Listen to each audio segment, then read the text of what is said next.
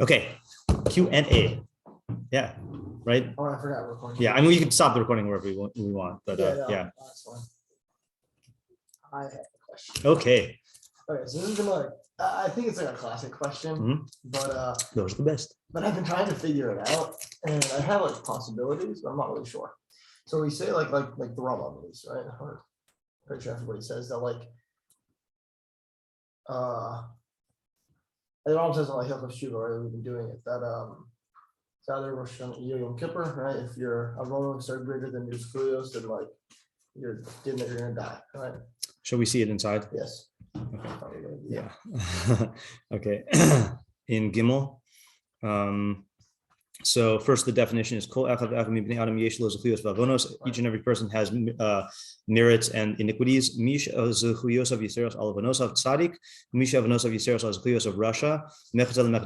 So if your merits are outnumber or outweigh your iniquities, then you're a tzaddik. If your iniquities outweigh your merits, then you're a rasha. And if it's half and half, then it's a benoni. And okay, then he goes through the whole process, says that they're not based on quantity, but on quality, and only God can weigh them. And then he says, so just like these are weighed at the time of a person's death, just so too on each and every year. So too the iniquities are weighed with the merits of each and every member of humanity on the Yom Tov of Rosh Hashanah. Someone who is found to be a tzaddik is sealed for life on Rosh Hashanah.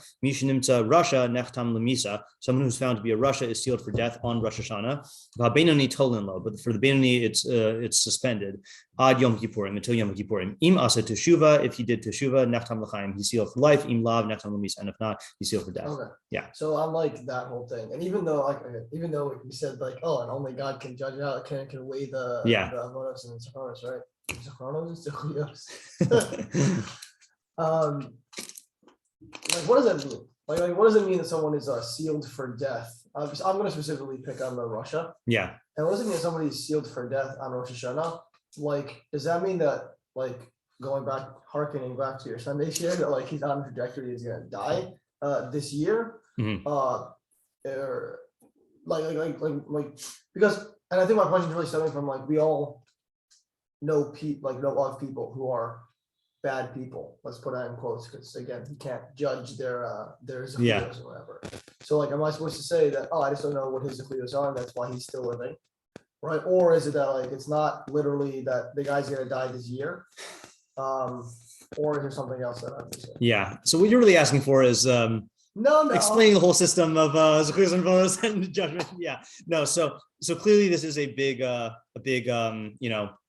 topic, right? I have given shir on this before, but none of them are recorded. I can give you a quick answer, but I just want to point out a bigger question, which is that in this paragraph, which is like 4 or 5 paragraphs in, he says, just as you are, just as this weighing takes place at the time of death, so too the chiddush in this halacha is each and every year, right? So the question is, what was he talking about up until now? How do you answer that? The Shas Misa, right? But the problem is he's clearly not talking about that, because when he talks about what happens when people are weighed, he says, so he says, individuals have this definition, and the Medina, and then the world. And then he says, Adam she'avonosa merubin al zchuyos miyad hu meis berisha, right? A person whose iniquities outnumber his zchuyos immediately dies in his wickedness. Okay, shnemar al rov avonech, due to the abundance of your avon. Medina she'avonosein merubin miyad hi ovedes, and a Medina immediately is destroyed. The outcry of Sodom and Gomorrah is great. If the avonos of the world are greater, immediately they're destroyed. Wow, that was an interesting slip. It should be Elohim. Right? I mean, it's a very midas hadin type thing, I mean, just on the surface. I'm not saying it should be. I'm saying like that's why I slipped. So the thing is that here, this can't be talking about b'shas misaso, because he's saying that once you hit this point, then you die, or it's destroyed, and the country's destroyed and the world's destroyed. And furthermore, the other problem is even understanding what he means by miyad. Yeah, I think that's actually been my yeah, questions. Right. So yeah, this whole thing. Yeah, he doesn't think he's asking about the whole thing, but he's asking about the whole thing. So the this, I don't know the context of Yirmiyahu, but clearly in Sodom, when God said this, Zaka Sodom of Amarki Rabba, according to the Pshat, okay, let's just see the Pshat here. V'yomer Hashem, so this is talking to Abraham. Zaka Sodom v'Amaraki Rabba v'chatasm ki kavdem ma'od irida na ve'ereh hakata'akasa haba ilai asu kalav imlo eda'a. So I will go down. So the outcry has become great. I will go down and see whether it is in accordance with their cry that has come up to me, whatever that means. And if so, then I'll destroy them. And if not, then I will know, whatever that means, right? So the problem, though, is it sounds like the Rambam is quoting the saying that it's going to be destroyed immediately, right? But according to plain Pshat, what happened before he destroyed Sodom and Gomorrah? He went down to check. Okay, and he talked to Avram and kicks out low, right? So that's a whole time period, So you see from here that miyad is not miyad, right? And then furthermore, V'yar Hashem ki rabba ras adam ba'aretz, right? There's a lot that happened after that. So what's the, how long after God saw this did what was it until the Mabul? 120 years, right? According to plain Pshat in Pasuk Gimel, right? So the easiest answer, which is not answering all the questions, when the easy answer that people give for this about answering the miyad question. This is what would be. Yeah, it's like decreed, right? It's like the decree is issued, but then there's like a process, right? But then the problem is back to the original thing, which is we don't know when this judgment is happening in halachos aleph, beis, gimel, and halfway through gimel, right? But it sounds like it's not the Rosh Hashanah. I mean, if you say that the decree is done, then what does that say about Rosh Hashanah? So just to frame the questions here, like, do we have 2 judgments or 3 judgments? In other words, is it just Shas Misa and Rosh Hashanah, or is this other whole first couple of paragraphs talking about some other judgment? Or is this talking about like absolute midas hadin? I don't know. And then how does that judgment interplay with this one? What does it mean to be destroyed immediately? Like when it says he dies, I mean, in the case, it's tempting to say it's not talking about literal death, but the problem is Sodom and Gomorrah and the world was literal death. So like, there's a lot of like, yeah. How would the Medina get to be roles of bonus if the individual was being destroyed in the other? That's a good question also. That's a good question also.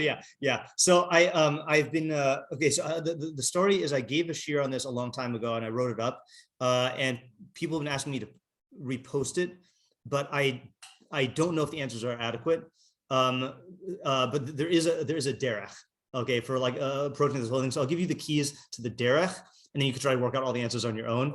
The key to the derech is what I mentioned in my Sunday shir. What was the Sunday shir called? Akiva, Rabbi Akiva's, guidelines. Yeah.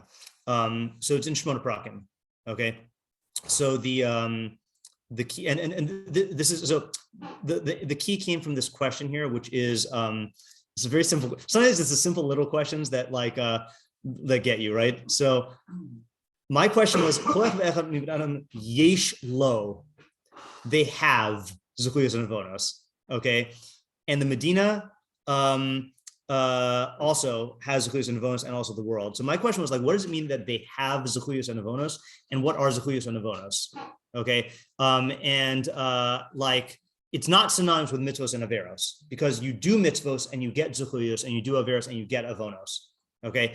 So the answer lies in Shmona Perakim chapter 2. Hold on just a second. Clarity. Okay. In Shmona Perakim chapter 2, where the Rambam says, Aval hama'alos shnei minim, shnei sugim. So virtues or like excellences are of 2 types. Malos midosios, malos igionios. I'm just going to read it in English. Character perfections and intellectual perfections. And corresponding to them are the 2 categories of vices and imperfections. The intellectual virtues belong to the rational faculty and include wisdom, and intelligence, and clarity and excellence and comprehension, and imperfections are the opposites. And then the perfections of character, we know, right? Okay, so if you look in that parak, I guess I didn't quote this part in the Sunday shir. If you look in that parak, which I'll just get here. Oh, sorry, it's not that parak. It's the if you look in, you know about the mashal of the veils, or the mechitzos, depending on which translation you use, that that every imperfection that you have is like a veil between you and God, right? So this is in the Shmona Perakim. So this is in chapter 7. Okay, so he says that, yeah. So he says, the Harbe Yimsa b'midrashos v'agados umehem. Do I have this on here? Hold on. Oh, you know what? We'll just quote the unpublished update. Hold on. He says, oh, sorry. Hold on. One important thing. Okay. So what's the shorish of avon? According to this Radak, the shorish is avas. Okay. Which he quotes psukim, Yevoshu Zadim ki sheker ivasuni, they have maligned me with lies. Miyuchal lasakin es asher ivaso, for who can straighten what he has twisted. He's avsu anshe echayil, when the powerful men will stoop. Okay, so what would you say, like, these things haven't, like, if you had to define avas based on those things, what would you say the core, like, idea is? It's like taking something and like perverting it. Yeah, it's like a perversion or a distortion or a warping. Okay, and then zechus, he says, comes from zacha or zachach. The Radak holds that those are the same shoresh. So it means pure, but it's a specific type of purity, not like tahor pure. Okay, these types of purities are like, the way I would define it is like free from adulterants. Okay, free from things that would like sully it. Okay, and he says that's why you call it glass zuchuchis, because it's clear. Okay, and then this is what I was about to quote here. In many, this is Shmona Perakim chapter 7, in many places in the Midrash and the Avodah, including some passages quoted in the Talmud, it is stated that there are prophets who see God from behind many veils and others who see him behind fewer veils. The difference depends on the extent of their closeness to God and the elevated level of their prophecy. Thus, it is said of Moshe, that Moshe saw God behind one clear and shining, i.e. transparent veil. That's the aspaklaria hameira. This is what is meant by the expression that he looked through the brilliant looking glass. The term looking glass refers to a lens made from a shining material like diamond or crystal. The intent of the statement is that, as explained in chapter 2, which is what we just read, there are intellectual virtues and ethical virtues. Conversely, there are intellectual imperfections, such as foolishness, 'a.ו.ת, difficulty in understanding, and ethical imperfections, gluttony, pride, anger, wrath, brashness, love of money, and the like. Indeed, there are many of these, and we've mentioned the way to distinguish them in chapter 4. Here's the key line. All of these shortcomings are the veils that separate between a man and God. This was alluded to in the prophet's statement. It is your avonos that separate between you and your God. Your avonos, namely the shortcomings mentioned, are the veils that separate between us and him. Okay, so put it all together and here's what you get. Okay, when the Rambam says that everyone has zechios and avonos, okay, what he means is everyone has areas of zechus, is areas of clarity or qualities that give you clarity intellectually and emotionally, and then qualities that adulterate or pervert or distort your view of reality. Okay, and those are also intellectual and ethical. And countries also have this, okay? And the world also has this. And if you talk about countries, so we were just talking about, I was at, it's funny, when my mom was here, she was talking about how we took my grandmother, we took Popo out of the nursing home, not nursing home, the what do you call it, assisted living place, and then put her into the care of like this couple who are certified nurse assistants who are Filipino. Okay, so every person my mom said this to said like, oh, Filipinos are so good with like caring for people. And that is a universal thing. Like in all countries, apparently, where there are Filipinos, they make the best nurses, and they like are selfless in their like care. And it's like a known, like, you know, Rebs and Chait said this, and like the Warsaw, you know, it's a known thing. So like you could say that the Philippines, okay, or whatever Medina, you know, community they come to, has the zechus of like bikur cholin, you know, of like care for the sick, or whatever you want, rachmin, whatever you want to call it, you know. And there are clearly avonos, right? Or here's another example. Nazi Germany had the zechus of being very disciplined and exacting, right? Now that was a zechus which they harnessed for bad purposes, right? So too, you know, America, right? There is the zechus of like, you know, freedom and independence, which many countries don't have. Many countries don't foster a culture in which there's a recognition that you can make whatever choices you want, but then there's also like bad, there's avonos in America as well, like materialism or like, a certain brashness, right? And the world also. So if you look at this entire thing through that lens, you can answer a lot of questions, okay? And the approach I took in my article, which again, I'm not so sure about, is that in these first halachos, up until he gets to the judgment at death in Rosh Hashanah, he is talking about in an absolute sense that when the direction that you're taking is predominantly like on the road to clarity, so then you're defined as a tzaddik b'din. And if you are predominantly dominated by, if you're dominated by your avonos, then you're a Rosh b'din, But that's talking about the abstract. But there are only two judgments that go on: one on Rosh Hashanah and one on at the time of death. And to answer your original question, the Rosh Hashanah one, at least according to the Ramban, I think this is Machlokas Rishonim, but the Ramban is emphatic that the Chaim and Misa is not Olam Haba; it's all Olam Hazeh stuff. Rambam also says that in the Pirish Mishnayos, because he says in the Pirish Mishnayos that I read in the Sunday shir that that God sentences them on Rosh Hashanah whether to health or disease, death or life, and other human circumstances. Okay, so plain shot is that there is a judgment based on your zchus avon, balance, which will determine whether you will die that year. Okay, and so that's the answer to your question, with a lot of like keys in between. And like again, the fun part now is you got to go through all of the paragimel and see if you could work out everything. Okay. Okay. Yeah. Also, that last line, the quote from the Rambam. Oh yeah. The pshat of this statement is clear to all who see it, but its secret meaning and concepts are exceedingly difficult without a doubt. Yay. Yep, exactly. That's how he would answer the question. Yeah. Yeah. Okay. All right. Good question though. Yeah. Sorry that was a little bit longer than usual, but I think it's important for this time period. Yeah, David. It's only shorter. Yeah. Do you know off the cuff what the idea of opening the Aron at certain times is? I was wondering that, and I'll tell you the thing that bothered me this year that has never bothered me before. Feels weird that we close it for kedusha. Yeah. So that was my first clue. This is totally based on my own thoughts. I haven't read anything that it clearly doesn't have to do with the importance of what we're saying, because kedusha is the most important thing, and kaddish is the most important thing. So my theory, and I don't know, is that that we open it when we're talking about God's malchus in Piyutim.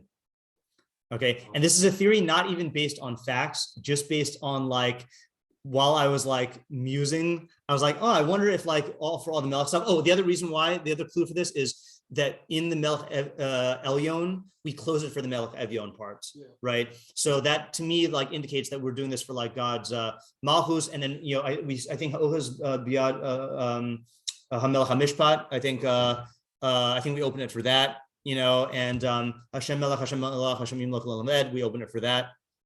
Okay, and do you have any idea what doing that has any relevance to if it were to be malchus? I'll answer it based on the Rambam.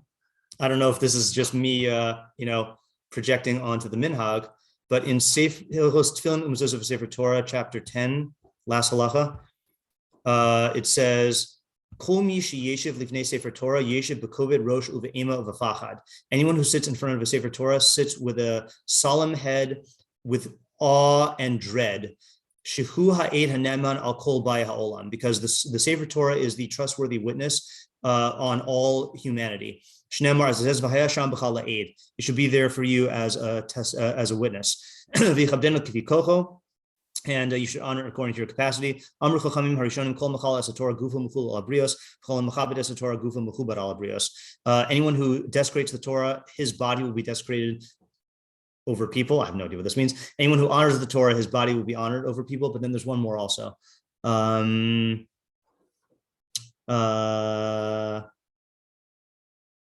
No. Okay, fine. So we stand up for. Yeah. So I think this is the one I wanted to quote, that that there is an idea of when you're before a Sefer Torah, then you have a feeling of dread and awe. And the Sefer Torah is what testifies against you. That it is the whatever that means, right? That like all of the bris and the Allah that they had to take at the in these last partios is with the brachos on the klolos is all like dependent on on that. So like it would be appropriate to evoke awe and dread to have the Torah open, the ark open, that the Torahs are there. I realize halakhically you don't have to stand unless the Torah is in motion, but like the idea of seeing the Torah, and even the Ram is funny. He says even when you're sitting before the Torah, like when the Torah is being read, like you should have this feeling, certainly when you're sitting with the Torah, so that's my theory. Okay, I'm not based on facts at all. Okay, just based on observations. Yeah. It's definitely a good kavanah that you can use. Let's put it that way. Yes, that's right. Something. Yeah. That. Yeah. Okay, next. Yeah, Isaac. So it's, I think there's a lot of statements in Chazal about I don't remember any offhand, but about using every moment. Yeah. And I don't know, I just feel like that's an impossibly high bar. Using every moment or using every moment for serving God. Well, it's what do you mean by that? Well, I mean, you said you're always using every moment, yeah. right? But you mean, yeah. Okay. Yeah, but I'm saying utilizing every moment. Yeah.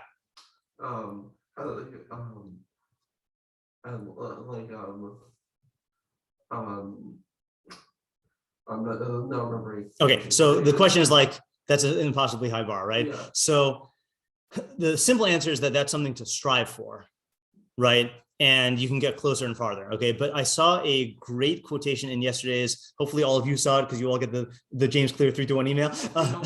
Okay, great quote that I saw yesterday, which is from Annie Diller, the writer.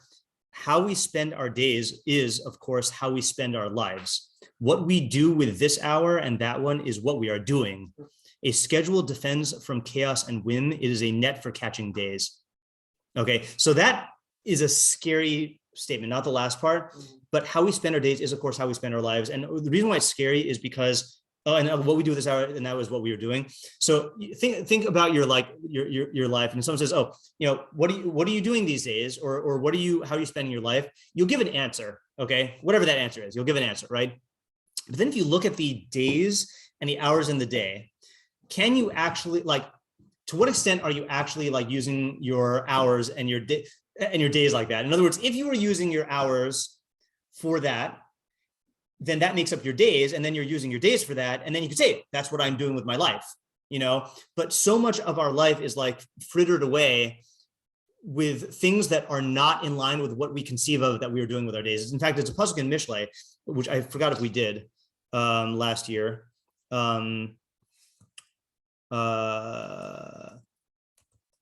Misrape b'malachto, does that ring a bell? Those 2 years ago. 2 years ago. Wow. Yeah. Okay. Yeah. 18. Wow. That was early on 2 years ago. Yeah. Wow. That must have been in November.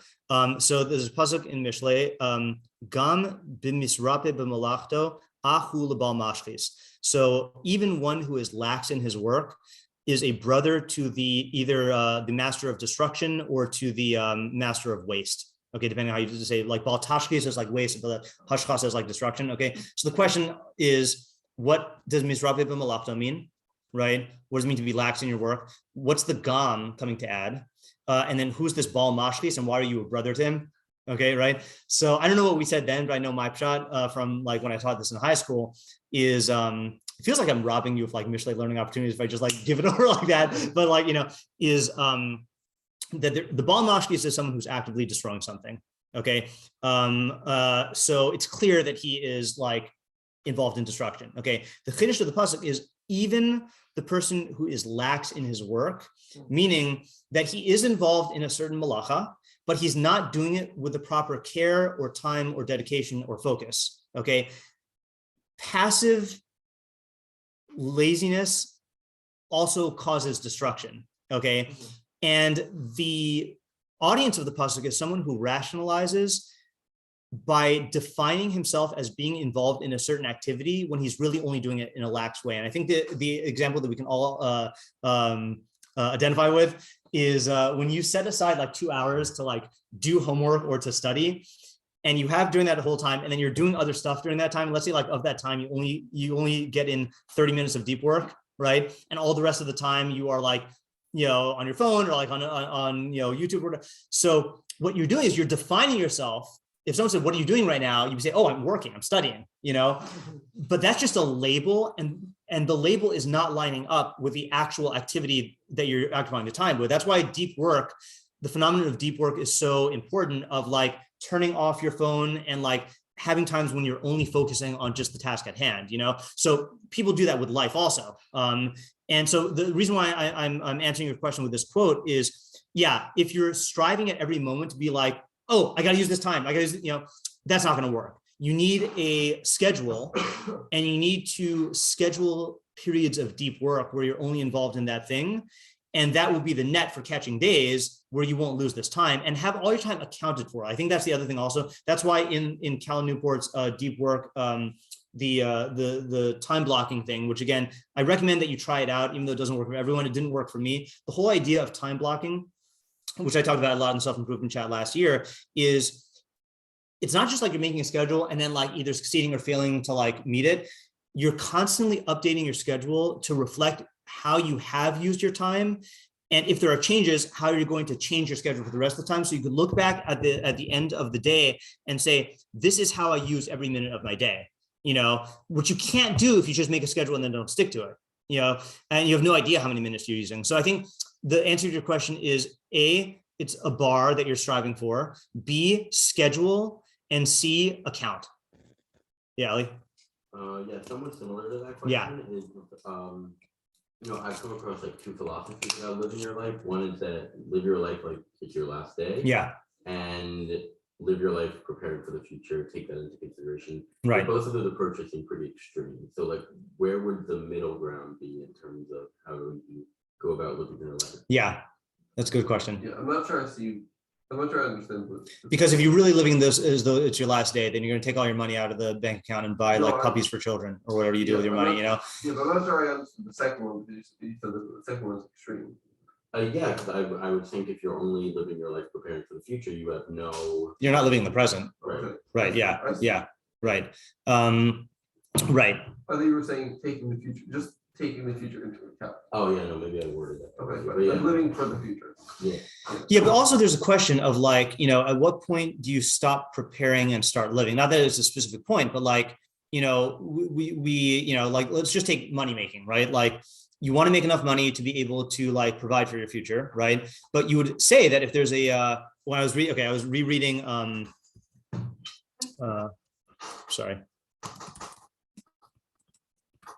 another thing to reread during the Aseres Ymei Teshuvah, if you haven't, let me put it this way. L'chatchila, you should reread it. B'di'evid, you should read it. Okay, if you have never read this yet.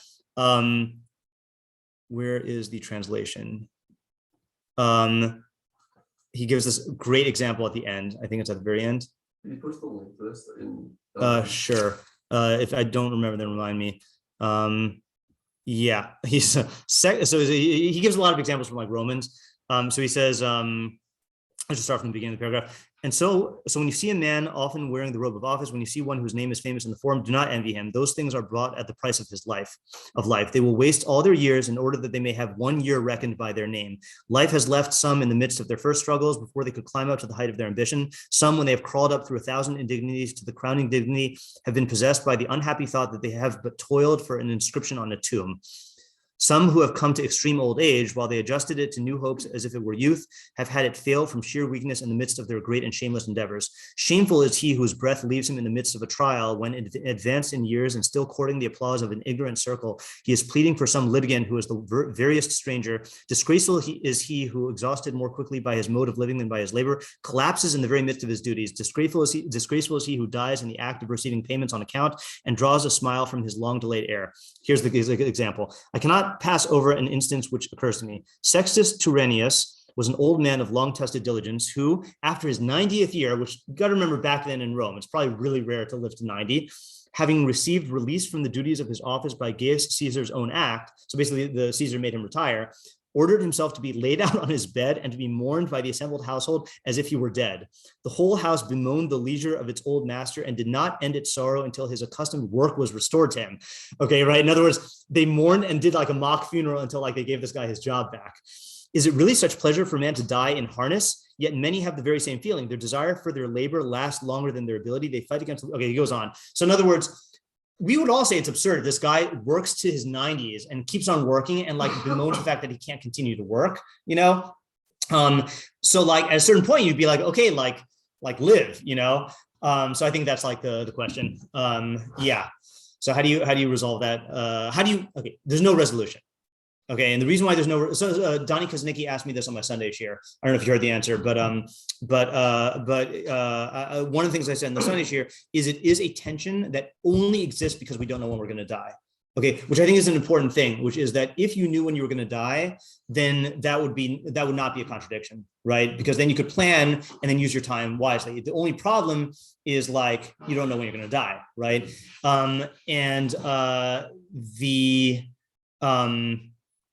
So the question is not how you resolve it, because you're never going to resolve it. The question is how do you grapple with the tension? Yeah. I would go first step, but I'm always going to say keep and use your idea of living your life as if living whatever today as if it's your last. Yeah. Right? So, say the idea. Yeah. If you want to say it, you can say it. Yeah. So like Robert Schuman's idea of living every day as if it's your last is that in reality, like this is the last today that you'll ever have. Meaning like this is the last time that the six of us will be sitting here talking about this specific thing with that on the board. And in that sense, every day, every moment you have is the last day, the last moment that you will have. So I think that's a great idea, but I don't think it answers Ellie's specific question, right? Because the question is on that last day that you're going to have. So to what extent do you use it to prepare for the future? And to what extent do you use it to let me give an example. If you don't mind the example that you said yesterday, like David was saying how like he had a certain amount of time that he could choose. Was this Friday, Rosh Hashanah night, right? Choosing, do I get more sleep or do I go on a walk because like whatever reflections I have like will be like handy. So if you know you're going to die the next morning, definitely don't sleep. That's a waste of time. Like go on the walk, you know? And so the question is, if you take this realization and play it out here, right? This is the last time you're going to have to go on this walk, right? On this night. Okay. But what do? Do you get a better sleep because you have Rosh Hashanah tomorrow, or do you use it for reflect? You know, like it doesn't help answer the question necessarily, you know, because it reframes the way of thinking about today as your last day. Yeah. From like I'm literally going to die tomorrow to this is the last chance I have to do this specific thing. Meaning, because in that scenario, I can say, fine, you're right. This is the last time you can have a chance to take this walk, but also the last time you have a chance to get an extra hour of sleep before this Rosh Hashanah. Right. So how does it help you resolve the? I don't know if it helps. Okay. Yeah. I think it helps reframe the one side of the extreme, which is that don't think about your life as if you're not necessarily like every single moment as if you're literally going to die. Right. Obviously, it's possible, but like if you think about that, then you're not going to be able to move forward. Right. And at least then, like you have some wiggle room to like start thinking forward. Yeah. So I do agree that it helps you to have the most realistic perspective that you could die and that you could and you should use that time in that perspective. I wrote a thing which I just need to see if I answer the question here. How to choose what to learn before you die. So I wrote this last summer, and this was an experiment. Oh yeah. So this was an experiment I did last summer. So it's a thought experiment, but I actually like did it. Imagine that this will be the last week of your life. You have Monday, Tuesday, Wednesday, Thursday, Friday, and you will die at the end of Shabbos. What are you going to learn? With whom are you going to learn it? And how are you going to learn it? Okay. And so I said, my chavrusa was intrigued by the question and started answering. When he gave me specific answers, like I want to continue learning Mishnah with my sister, I affirmed them. But when he gave vague answers, I want to learn areas in Tanakh that have an impact on my life, I demanded specificity. Tell me specifically which topic or text you're going to take up and on which days this week and with which chavrusa and which hours the day, you know. So I think the thought experiment, and I wrote more, but I don't think it's relevant to Ellie's question. The thought experiment forces you to let go of vague notions and make specific plans. And that I think is a good way to reconcile the two, which is when you have infinite time, you know, then you could just make all these like grand plans for the future, and when you are cognizant that you have a limited amount of time, it forces you to actually commit to specific things, like, and I don't think he's going to mind that I said this, but like, when I was, meeting with all you guys at the beginning of the year and talking about goals and stuff, and, Yehoshua was telling me about the fact that he's only going to be in yeshiva for this semester, and then or not even the whole semester, but once he gets married, then he's going to be leaving yeshiva, and I was asking him his goals and plans. He had all these goals and plans. And I asked him, like, how many weeks do you think you have of actual yeshiva? And he gave me a number, which was like, I forgot what number he said. And then I said, let's count them together. And we counted the weeks, and we saw which weeks were whole and which weeks were like, this week was only, 2.5 days, and then he realized like, oh, I only have 12 weeks, and that shrinks everything and makes you say, well, what am I going to do in those? How am I going to use each of these weeks, So that's not fully answering your question, Ellie, but I think that like the awareness of the limitedness of the time and the not knowing how much you're going to have should force a certain type of specificity in making plans for the present or for the future, but it's a specificity and it's a plan-based thinking instead of a like vague ambitions-based thinking, like you're gonna, I mean, I'll tell you what's gonna happen. Like, first of all, this is gonna happen to all of us. After Sukkot, we're going to find ourselves in yeshiva and be like, oh, I can't believe it's the end of October already. Like September and October are gone, and then later on, you're going to be like, oh, it's January, like half the yeshiva is, so like keeping the time in your mind and knowing that your yeshiva year could be cut short, right? Like, that's another thing. Like, exactly. Yeah. That happened to you. Yeah. I guess, a lot of us had that in different ways. Right. But, yeah, so that's my advice for grappling with attention, which is keeping both perspectives in mind and like using that to create a healthy sense of urgency and planning, but that also helps you focus on the present because of what Chaim said. That's where your idea fits in also, Right. Yeah. Probably because this day obviously is like, not obviously, because you're very likely to not die today, but Yeah, this day will die today. exactly. That's a good way to put it. Yeah. Okay.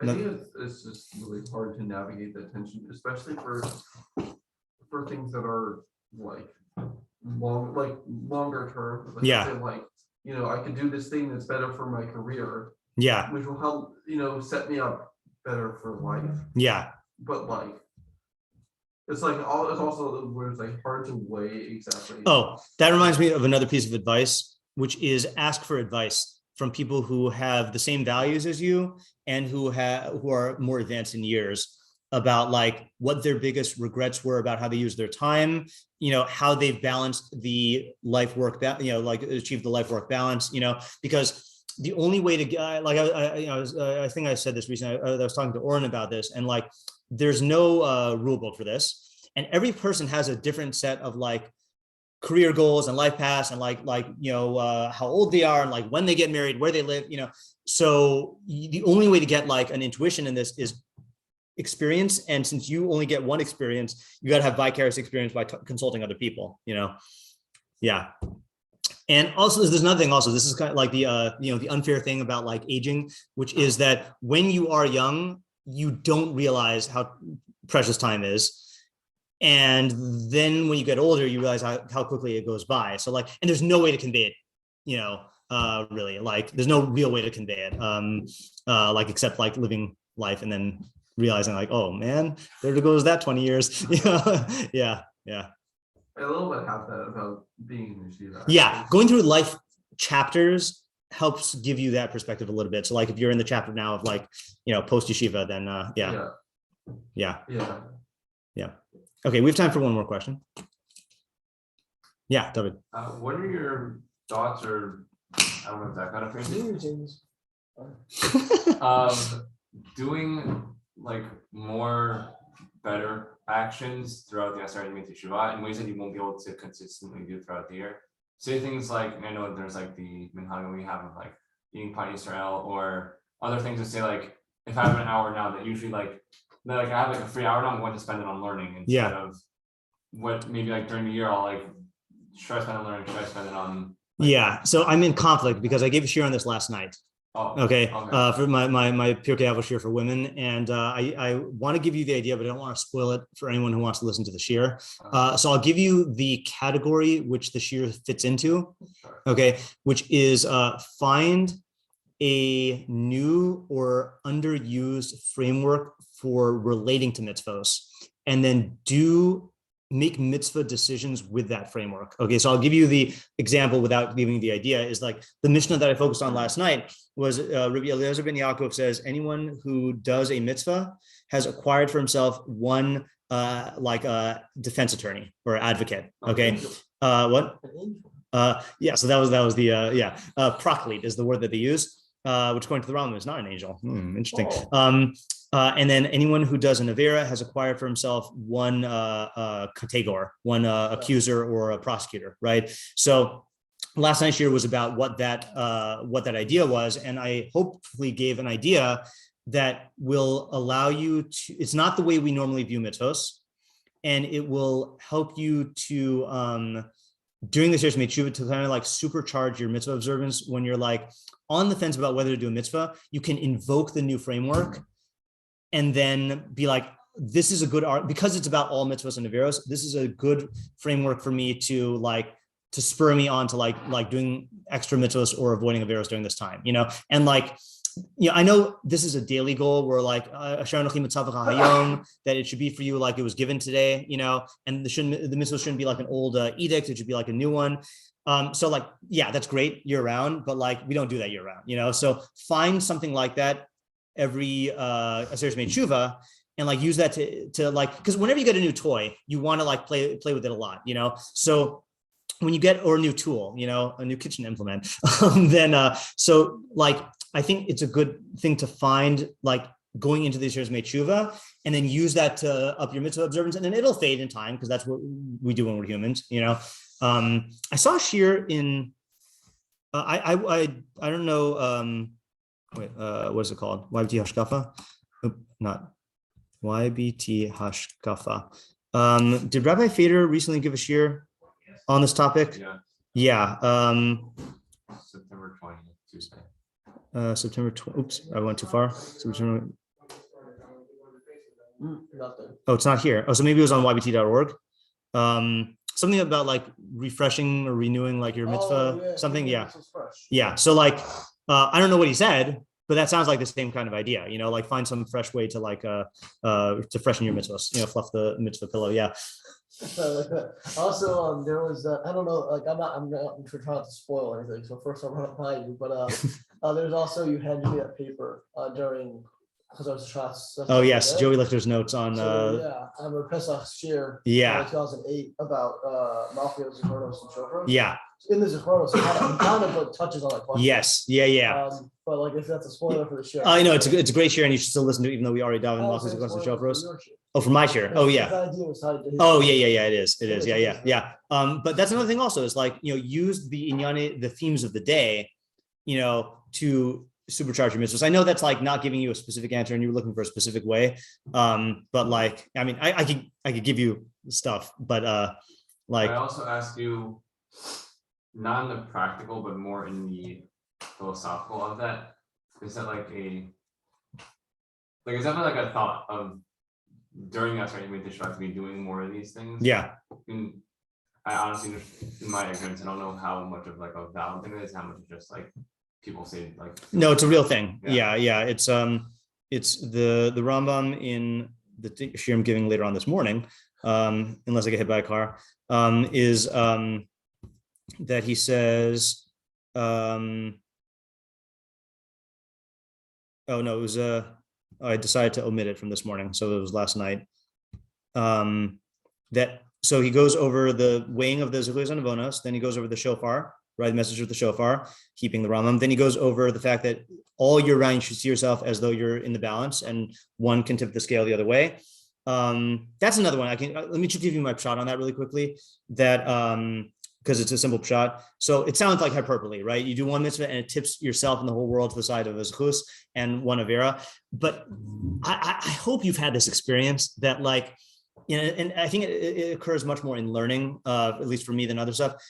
You're on the fence about whether to go to a shir, and you go to one shir and you get an idea that changes your life, So it's not saying, I don't think he's saying that every mitzvah you do will change your life. He's saying that you have to view every mitzvah as though it has that capacity. And in fact, I was listening to last year's Stoic Jew podcast, and I quoted an experience that you told me about where you woke up on Shabbos late for a chavrusa, and you only had like a few, 20 minutes left, and you were deciding whether or not to go there. And you told yourself, oh, maybe I won't go because I'm just going to get 20 minutes. And you decided to go there. And on the walk there, you had an insight that changed the way that you related to learning for the whole year, and you gained from the learning, So the thing is like that could tip you, and it could tip the people around you, and one Avera could do the same thing also. Like you can make one bad decision, and obviously you can always do tshuva, but it can throw your life into a very, very bad, a downward spiral in a certain way, So that's answering your question. That's a framework to think about.